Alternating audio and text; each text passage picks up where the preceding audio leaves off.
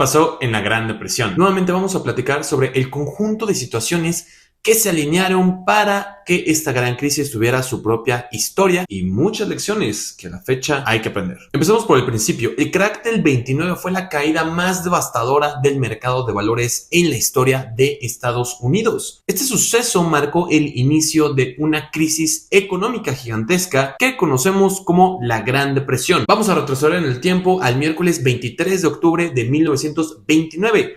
Ese día los precios de las acciones en Nueva York empezaron a desplomarse de una manera alarmante. Durante años los precios de las acciones solo habían subido, creando una falsa sensación de seguridad. Pero llegó el jueves negro. Imaginen la bolsa de Nueva York llena de gente que en lugar de comprar querían vender desesperadamente. Hubo gritos, llantos y hasta empujones. Pero para entender bien el crack del 29 necesitamos retroceder un poco más en el tiempo.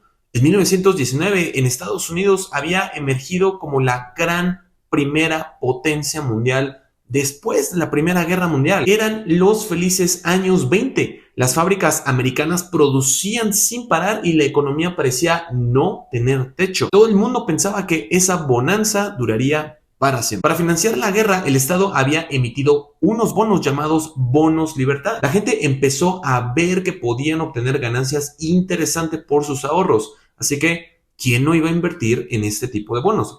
Un bono es un instrumento de renta fija. Charles Mitchell, el presidente del National City Bank, vio esta oportunidad y decidió sacar al mercado bonos corporativos y acciones, diciendo que eran inversiones seguras y de bajo riesgo. Los bancos empezaron a ofrecer también nuevos productos financieros y facilitaron el acceso al crédito. De repente todo el mundo, desde banqueros hasta limpiabotas, podían endeudarse y con ese dinero vivir por encima de sus posibilidades o bien comprar acciones.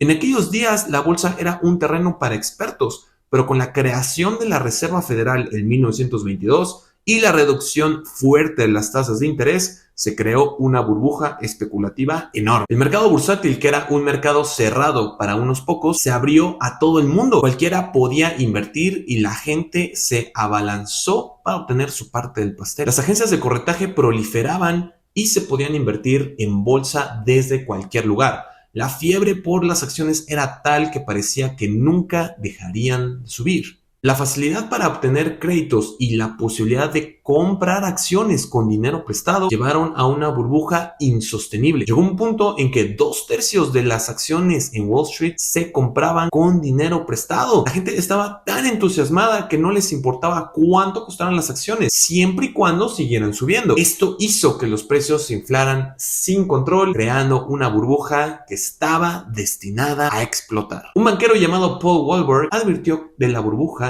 que se estaba formando y del desastre que se avecinaba. Pero nadie quiso escuchar. Todos estaban atrapados en el sueño americano. Algunos inversores más astutos como Kennedy, padre del futuro presidente, se dieron cuenta del peligro y salieron a tiempo. Kennedy dijo algo muy sabio: si un limpiabotas sabe tanto como yo sobre el mercado, tal vez es hora de salir. El exceso de confianza llevó a la explosión de la burbuja. Cuando la gente empezó a perder dicha confianza, la caída fue inevitable. El miércoles 23 de octubre de 1929, la bolsa cayó un 7% en un solo día. Fue solo un presagio de lo que vendría después. El jueves negro 24 de octubre de 1929 fue un día de furia vendedora. Las órdenes de venta se dispararon y los precios de las acciones cayeron en picada. La gente intentaba vender desesperadamente, pero no había compradores. Los agentes de bolsa pedían garantías desesperadas por las acciones compradas a crédito, pero tampoco nadie podía cubrirlas. Los rumores de suicidios y la desesperación empezaron a circular. El pánico fue tan grande que la policía tuvo que intervenir para evitar disturbios. La burbuja había explotado y la reacción general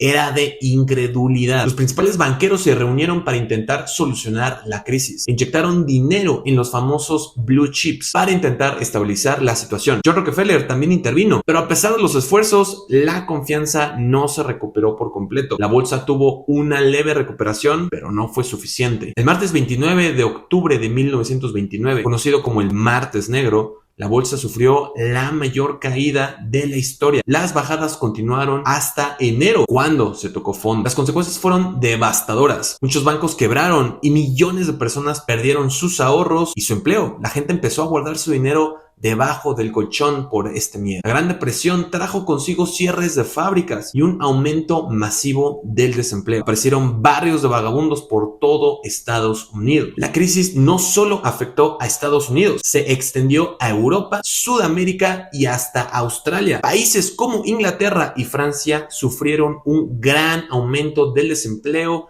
y la discrepancia social. Por ejemplo, Inglaterra cerró fronteras y abandonó el patrón oro. El paro, el malestar social se disparó en Alemania y un joven soldado se abrió camino entre la gente ganando popularidad, prometiendo salvación económica y poderío. Ese soldado se llamaba Adolf Hitler. Si llegaste hasta acá, quiero agradecerte enormemente. Si quieres que platique de algo en particular sobre inversiones, házmelo saber en los comentarios y con mucho gusto tomamos ese tema.